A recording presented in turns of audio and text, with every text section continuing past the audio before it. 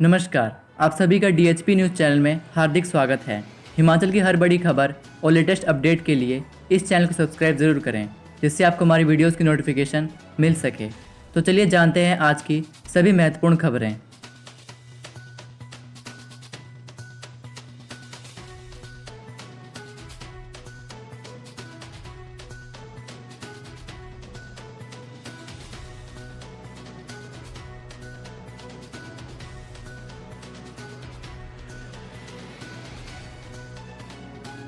7 माह बाद 15 से कालका शिमला ट्रैक पर दौड़ेगी हिमालयन क्वीन। कालका शिमला हेरिटेज रेलवे ट्रैक एक बार फिर टॉय ट्रेन की छुक छुक से गूंजने वाला है। 15 अक्टूबर से ट्रैक पर हिमालयन क्वीन के संचालन की अंबाला रेल मंडल ने तैयारियां शुरू कर दी है। डीआरएम अंबाला ने इसकी मंजूरी दे दी है, लेकिन रेल मुख्यालय से अंतिम मंजूरी मिलना बाकी है। कोरोना महामारी के चलते इस ट्रैक पर पिछले 7 माह से ट्रेन संचालन बंद है। भर्तियों में गड़बड़ी पर प्रोफेसर विनोद यादव को एनआईटी हमीरपुर के निदेशक पद से हटाया। National institute of technology Hamirpur के निदेशक प्रोफेसर विनोद यादव को उनके पद से निष्कासित कर दिया गया है। यादव पर निदेशक रहते हुए असिस्टेंट प्रोफेसर ग्रेड 2 के पदों पर होने वाले भर्तियों में चहेतों को लाभ देने और संस्थान के स्टाफ को अनुचित वित्तीय लाभ देने के आरोप लगे थे। प्रथम दृष्टया आरोप साबित होने पर केंद्रीय शिक्षा मंत्रालय ने यह कड़ी कार्रवाई की है। एक साथ बहाल नहीं होंगे बाहरी राज्यों के बस रूट, ऑन ट्रायल भेजी जाएगी एक एक बस।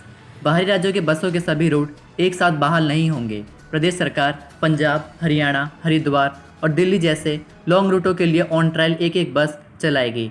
जैसे जैसे सवारियां बढ़ती रहेंगी, बसों के रूट भी बहाल होंगे। अगले 10 दिन के भीतर सभी राज्यों से बसों की आवाजाही शुरू हो जाएगी। परिवहन निगम के अनुसार खाली बसों को नहीं दौड़ाया जाएगा, सवारियों के हिसाब से बसें चलेंगी। 17 अक्टूबर तक साफ रहेगा मौसम, तापमान में 2 से 3 डिग्री की हुई बढ़ोतरी। हिमाचल में 17 अक्टूबर तक मौसम साफ रहने का पूर्वानुमान है। पिछले 24 घंटे में प्रदेश के विभिन्न शहरों के तापमान में 2 से 3 डिग्री सेल्सियस तक बढ़ोतरी हुई है। रविवार को मौसम साफ रहा। राजधानी शिमला सहित प्रदेश के प्रसिद्ध पर्यटक स्थलों में पर्यटकों की भीड़ उमड़ी। शिमला के रिज मैदान और माल रोड पर पर्यटकों की खासी भीड़ लगी रही। फर्जी डिग्री बेचने वाले मानव भारती विश्वविद्यालय की संपत्ति सीज करने की तैयारी में ईडी। 5 लाख से ज़्यादा फर्जी डिग्री बेचने के आरोपों में घिरे मानव भारती विश्वविद्यालय के मालिकों की मुश्किलें बढ़ती जा रही है। 17 सितंबर को एनफोर्समेंट केस इन्फॉर्मेशन रिपोर्ट दर्ज कर जांच शुरू करने के बाद अब प्रवर्तन निदेशालय ने विश्वविद्यालय और उसके मालिकों की संपत्तियां सीज करने की कवायद भी शुरू कर दी है। ईडी ने सोलन के जिला प्रशासन से विश्वविद्यालय की संपत्ति की जानकारी मांगी है। माना जा रहा है कि ईडी जल्द विश्वविद्यालय और उससे जुड़ी अन्य चल अचल संपत्तियों को सीज कर सकता है। हजारों नहीं, मात्र 200 लोग खींचेंगे रघुनाथ का रथ। कोरोना के चलते अंतर्राष्ट्रीय कुल्लू दशहरा में इस बार ज़्यादा भीड़ नहीं जुटेगी। पहली बार हजारों की जगह मात्र 200 लोग ही भगवान रघुनाथ के रथ को खींचेंगे। इस बार सूक्ष्म तरीके से मनाए जा रहे उत्सव में देव परंपराओं को निभाने के लिए मात्र आधा दर्जन देवी देवताओं के रथ ही भाग लेंगे। रथ यात्रा से शुरू होने वाले 7 दिवसीय दशहरा उत्सव के सफल आयोजन के लिए रघुनाथ के कारकुनों ने तैयारियां शुरू कर दी हैं। स्मार्ट बिजली मीटरों का 1.5 साल में 2 गुना बढ़ा बजट, जांच शुरू। हिमाचल के 2 स्मार्ट शहरों राजधानी शिमला और धर्मशाला में लगाए जाने वाले स्मार्ट बिजली मीटरों का 1.5 साल में बजट 2 गुना बढ़ गया है। 65 से 120 करोड़ बजट पहुँचने से अफसरशाही में हड़कंप है। अतिरिक्त मुख्य सचिव ऊर्जा राम सुभग सिंह ने मामले पर जाँच बैठा दी है। उन्होंने कहा कि मीटर लगने के बाद किसी तरह के सवाल ना उठें, इसलिए जांच का फैसला लिया है। अन्य राज्यों में लगे स्मार्ट मीटरों की कीमतें जांचने में अधिकारी जुटे हैं। मतपेटियों की व्यवस्था के लिए आयोग ने 3 राज्यों के चुनाव आयोग को भेजा पत्र। हिमाचल चुनाव आयोग ने 3 राज्यों के चुनाव आयोगों से पंचायती राज संस्थाओं के चुनाव के लिए मतपेटियों की व्यवस्था करने का मामला उठाया है। राज्य चुनाव आयोग ने उत्तराखंड, पंजाब और हरियाणा को इस संबंध में पत्र लिखा है। राज्य आयोग राज्य में सीमावर्ती इलाकों में पंचायत चुनाव कराने को इन राज्यों के चुनाव आयोग से मतपेटियां उपलब्ध करवाने की सिफारिश की है। जेपी नड्डा की 103 वर्षीय बुआ ने भी देखी अटल टनल। भाजपा राष्ट्रीय अध्यक्ष जेपी नड्डा की 103 वर्षीय बुआ भी अटल टनल रोहतांग को देखने के लिए पहुंची। वह जेपी नड्डा की पत्नी डॉक्टर मल्लिका नड्डा के साथ गई थी। गंगा देवी शर्मा ने अटल टनल की आधुनिकता को सराहा और इसे लाहौल के लोगों के लिए वरदान बताया। सरकार बालिकाओं के कल्याण और विकास के लिए प्रतिबद्ध। मुख्यमंत्री जयराम ठाकुर ने रविवार को शिमला में अंतर्राष्ट्रीय बालिका दिवस पर प्रदेश की बालिकाओं और महिलाओं को बधाई दी। राज्य के लोगों से सामूहिक रूप से समाज में लैंगिक समानता सुनिश्चित करने की दिशा में काम करने और बेटी बचाओ बेटी पढ़ाओ के प्रति दृढ़ प्रतिबद्धता का आह्वान किया। कहा कि सरकार बालिकाओं के कल्याण और विकास को प्रतिबद्ध है। शहरी जंगल में छोड़े जाएंगे 12 चीड़ फीजेड। विश्व की विलुप्त प्राय प्रजाति है चीड़। विश्व की विलुप्त प्राय प्रजाति चीड़ फीजेड को अब की बार फिर से शहरी जंगल में छोड़ा जाएगा। वन विभाग जंगल में 12 फीजेड छोड़ेगा। यह दूसरी बार है जब वन विभाग चीड़ फीजेड को जंगलों में छोड़ेगा। एक साल पहले भी शहरी के जंगल में पहली बार 18 फीजेड छोड़े गए थे। विभाग अपने इस पहले प्रयास को काफ़ी कामयाब मान रहा है और अब इसको जारी रखते हुए फिर से चीड़ फीजेड जंगल में छोड़ने जा रहा है। इन फीजेड को रेडियो कॉलर लगाकर छोड़ा जाएगा ताकि इनकी गतिविधियों पर पूरी नज़र रखी जा सके। पुलिस ने भुंतर में ब्यास नदी पर अवैध खनन करने वालों पर कार्रवाई की। 40,000 के चालान काटे। कुल्लू पुलिस ने फिर से ब्यास नदी से अवैध खनन कर रहे लोगों पर कार्रवाई की है। पुलिस ने भुंतर क्षेत्र में ब्यास नदी से अवैध रूप से खनन कर रहे लोगों के चालान काटे हैं और जुर्माना भी वसूल किया है।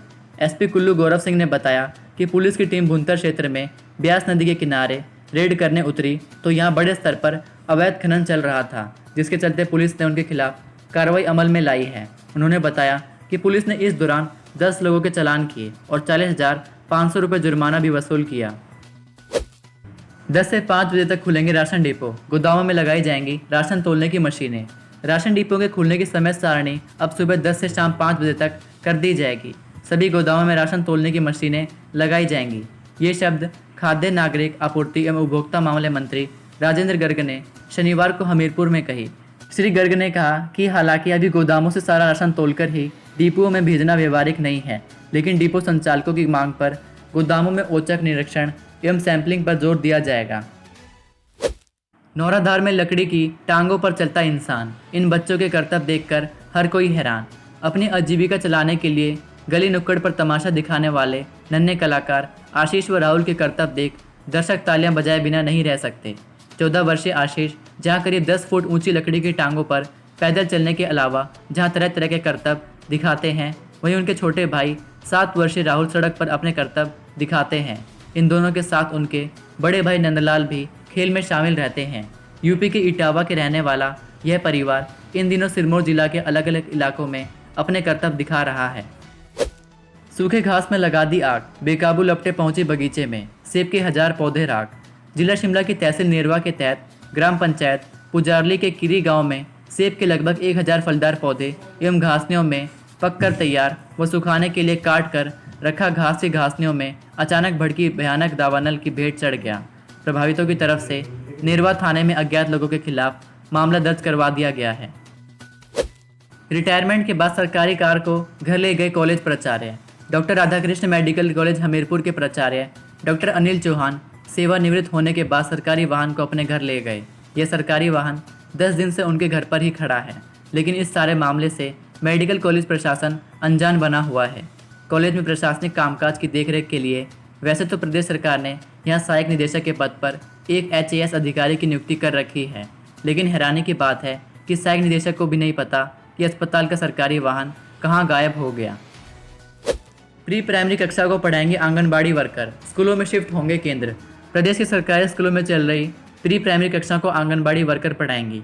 नर्सरी KG के बच्चों को पढ़ाने के लिए वर्करों को विशेष प्रशिक्षण दिया जाएगा।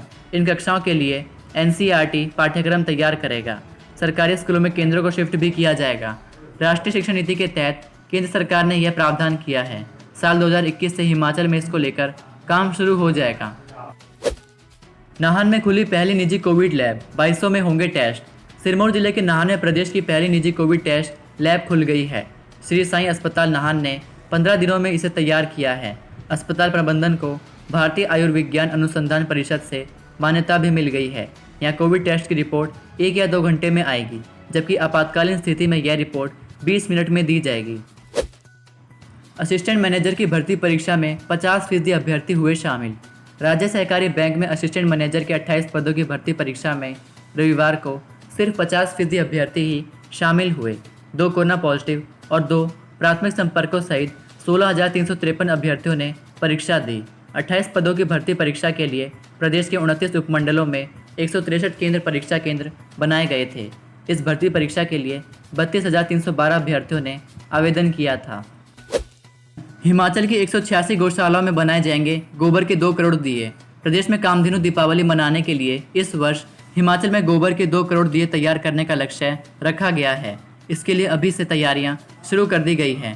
प्रदेश भर की 186 गौशालाओं में दिए बनाने का प्रशिक्षण देने के लिए प्रशिक्षक तैनात कर दिए गए हैं।